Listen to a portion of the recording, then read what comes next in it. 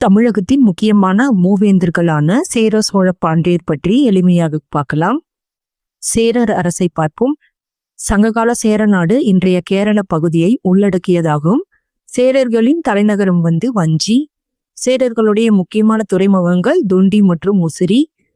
சின்னம் பார்த்தீங்கன்னா வில்லு. சேரர்களோட கொடியில வில்லு மற்றும் அம்பு இடம்பெற்றிருக்கும். சங்ககால சேரர்களுடைய முக்கியமான மன்னர்கள் பெருஞ்சோற்று உதியன் சேரலாதன், இமயவரம்பன் நெடுஞ்சேரலாதன், சேரன் செங்குட்டவன். இவர்களுடைய மிகவும் புகழ்பெற்றவர் சேரன் செங்குட்டவன். இவர் கண்ணகிக்கு கோயில் அமைத்து வழிபாடு செய்தவர். இமயமலைக்கு சென்று கல் எடுத்துட்டு கண்ணகிக்கு சிலை அமைத்ததாக சிலப்பதிகாரம் குறிப்பிடுது. சேரர்கள் வெளிநாட்டு வாணிகத்திலும் சிறந்து விளங்கியிருக்காங்க. குறிப்பாக யவனர்களுடன் வணிக தொடர்பு கொண்டிருந்தனர். சேர நாட்டிலிருந்து மிளகு போன்ற பொருட்கள் வெளிநாட்டுக்கு ஏற்றுமதி செஞ்சிருக்காங்க. சேர நாட்டுடைய முக்கியமான துறைமுகம் பாத்தீங்கன்னா முசிறி. அது வெளிநாட்டு வாணிகத்துல சிறப்பு பெற்றிருக்கு. சோழ நாட்டு அரசு. சங்ககால சோழ நாடு காவிரி ஆற்று பகுதியை மையமா கொண்டிருக்கு. சங்ககால சோழர்களுடைய தலைநகரம் உறையூர்.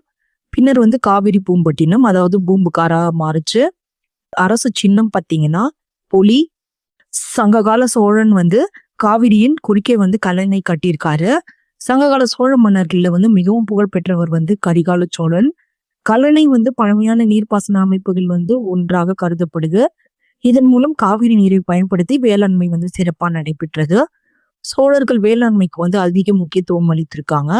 அதே நேரத்துல அவர்கள் கடல் வணிகத்திலையும் சிறந்து விளங்கியிருக்காங்க. குறிப்பாக பாத்தீங்கன்னா பூம்புகார் ஒரு முக்கியமான வாணிக மையமாக இருந்திருக்கு. சோழர்களுடைய கப்பல்கள் கடல் வழியா பல நாடுகளுக்கு செல்லும். இதனால் வெளிநாட்டு வணிகம் சிறப்பாக நடந்தது. பாண்டிய அரசு. சங்ககால பாண்டியர்களோட தலைநகரம் மதுரை. முக்கியமான துறைமுகம் கொற்கை. அவங்களுடைய சின்னம் பாத்தீங்கன்னா மீன்.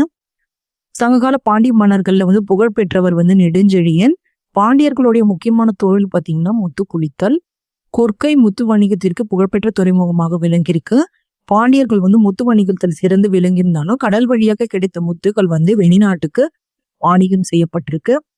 மதுரை பாண்டியர்களின் தலைநகரம் மட்டும் இல்லாமல் முக்கியமான பண்பாட்டு மையமாகவும் விளங்கியிருக்கு.